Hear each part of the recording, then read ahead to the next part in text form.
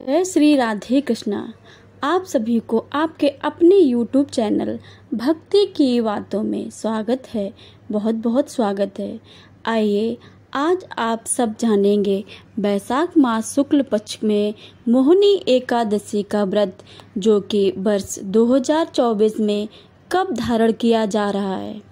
तो जानेंगे व्रत के शुभ मुहूर्त के बारे में, पारण के बारे में, क्या समय होगा, पारण कब किया जाए, किस चीज़ से किया जाएगा, इस दिन क्या करना चाहिए, क्या नहीं करना चाहिए, भगवान को किस वस्तु का भोग लगाना चाहिए। तो आइए जानते हैं मोहिनी एकादशी के शुभ मुहूर्त, पारण समय, व्रत, पूजा महत्व के बारे में। आप सभी भक्तों को मोहिनी एकादशी की ढेर सारी शुभकामनाएं। आप सभी के जीवन में लक्ष्मी नारायण जी की कृपा, आप सभी को सभी प्रकार के सुख और समृद्धि की प्राप्ति हो। प्रत्येक माह के कृष्ण पक्ष और शुक्ल पक्ष की एकादशी के दिन एकादशी का व्रत धारण किया जाता है।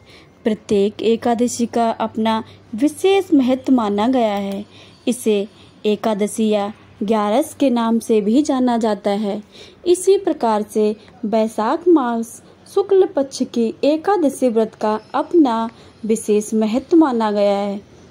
जो भी भक्त सच्ची श्रद्धा के साथ, नियम और निष्ठा के साथ बैसाख मास की मोहिनी एकादशी का व्रत धारण करते हैं, इस दिन भगवान विष्णु, माता लक्ष्मी और भगवान श्री कृष्ण के बाके बिहारी स्वरूप को पूजन करते हैं। तो इस प्रकार व्रत का धारण करने से व्यक्ति के सभी प्रकार के पाप नष्ट हो जाते हैं। यह व्रत मोह बंधन तथा पापों से मुक्ति दिलाता है। सीताराम की खोज के दौरान भगवान राम ने तथा महाभारत काल में युधिष्ठिर ने भी मोहिनी एकादशी का व्रत धारण कर अपने सभी दुखों से छुटकारा पाया था। यह सभी प्रकार के पापों को नष्ट करने वाली है तथा इस व्रत को धारण करने से अनेकों गौदान का पुण्य फल प्राप्त होता है। जो कि भक्तजन एकादशी का व्रत धारण करते हैं, उन्हें एकादशी व्रत के लिए जो कि दशमी के दिन से ही व्रत के नियमों का पालन करना चाहिए। दशमी तिथि के दिन सूर्यास्त होने से पहले ही भोजन ग्रहण कर लेना चाहिए। दशमी, एकादशी और द्वादशी इन तीनों दिनों तक शुद्ध और सात्विक भोजन का पालन करना चाहिए। तामसिक वस्तुओं का व नशीले पदार्थों का सेवन नहीं करना चाहिए। दशमी की रात ब्रह्मचर्य का पालन करते हुए भगवान विष्णु के नामों का स्मरण करते हुए सोना चाहिए और एकादशी की सुबह ब्रह्म मुहूर्त में उठ कर के नित्य क्रियाओं से निवृत्त होकर के गंगा नदी में या घर के पानी में थोड़ा सा गंगा जल मिलाकर स्नान करना चाहिए। शुद्ध वस्त्र धारण करके व्रत का संकल्प लेना चाहिए। भगवान विष्णु श्री कृष्ण से प्रार्थना करनी चाहिए कि हे भगवान, आज मैं मोहिनी एकादशी का व्रत धारण करने जा रहा हूँ या करने जा रही हूँ। इस प्रकार से भगवान से प्रार्थना करें कि यह मेरा व्रत निर्विघ्न हो और हमें पुण्य फलों की प्राप्ति हो।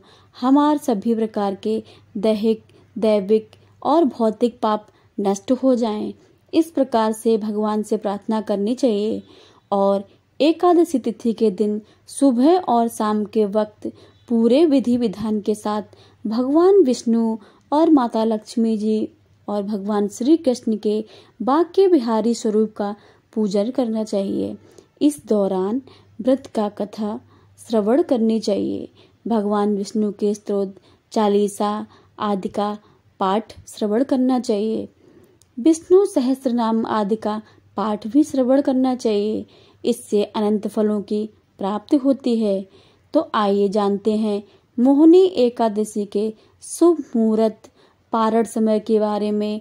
बैसाख मास शुक्ल पक्ष की एकादशी तिथि प्रारंभ समय जो कि 18 मई 2024 दिन शनिवार सुबह 11:24 और एकादशी की तिथि जो समाप्त है वह 19 मई 2024 दिन रविवार दोपहर 1:10 पे एकादशी तिथि की समाप्ति है।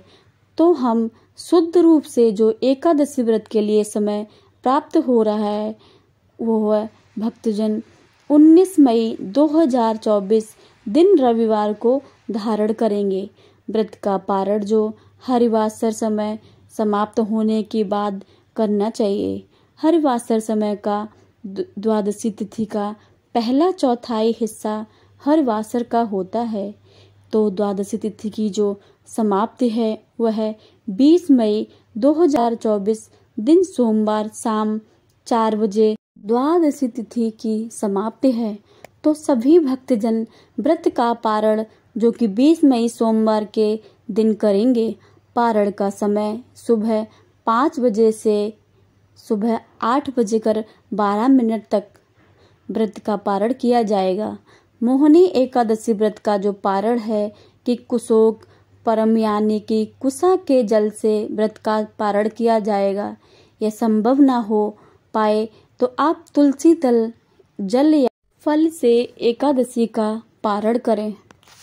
जन इस बात का ध्यान रखें, जो व्रत धारण करने वाले हैं वह भगवान विष्णु, माता लक्ष्मी और भगवान श्री कृष्ण के बांके बिहारी स्वरूप को पूरे विधि विधान के साथ पूजन करना चाहिए। इस दिन गंध, पुष्प, दीप, धूप आदि से भगवान की पूजा करनी चाहिए। भगवान विष्णु को अक्षत नहीं चढ़ाया जाता है। इस बात का ध्यान रखें कि अक्षत की जगह उन्हें काले तिल चढ़ाएं, जौ चढ़ाएं, तुलसी पत्र चढ़ाएं। नैवेद्य में विशेष प्रकार से दूध से बने हुए वस्तु का भगवान का भोग लगाएं। जो भी मौसम के ऋतु फल मिल पाए उनका भगवान का भोग लगाएं। और जब भी भगवान को भोग लगाते हैं तो तुलसी पत्र डालकर ही भगवान को भोग लगाना चाहिए। व्रत के दौरान व्रती को किसी के ऊपर क्रोध नहीं करना चाहिए। अपने मन में किसी के प्रति ईर्ष्या, द्वेष का भाव नहीं लाना चाहिए। ब्रह्मचर्य का पालन करना चाहिए। व्रत के दौरान मांस, मदिरा, लहसुन, प्याज आदि का प्रयोग बिल्कुल भी नहीं करना चाहिए। पूर्ण रूप से ब्रह्मचर्य का पालन करना चाहिए। भगवान विष्णु के चरणों में अपना मन लगाना चाहिए। भगवान विष्णु के ओम नमो भगवते वासुदेवाय आदि मंत्रों का जाप करना चाहिए। श्री कृष्ण के गोविंद, हरे मुरारी आदि नाम के जाप करना चाहिए। इससे भगवान विष्णु अपने भक्तों पर अति प्रसन्न होते हैं। अपने भक्तों की सभी प्रकार के पाप ताप को नष्ट कर देते हैं। जब व्यक्ति के पाप और ताप नष्ट होते हैं तभी उनके पुण्य उदित हो पाते हैं। उसके बाद सांसारिक सुखों को प्राप्त होता है। एकादशी के दिन रात्रि उपवास रखते हुए व्रत को धारण करना चाहिए। जो भी भक्तजन उपवास नहीं रख पाते हैं, जिनका स्वास्थ्य नहीं सही है, तो वो आप एक समय फलाहार ग्रहण करके व्रत को धारण करें। फलों के अमृत से फलों का सेवन करना चाहिए, जैसे कि केला, आम, अंगूर, बादाम, पिस्ता आदि का आप प्रयोग कर सकते हैं।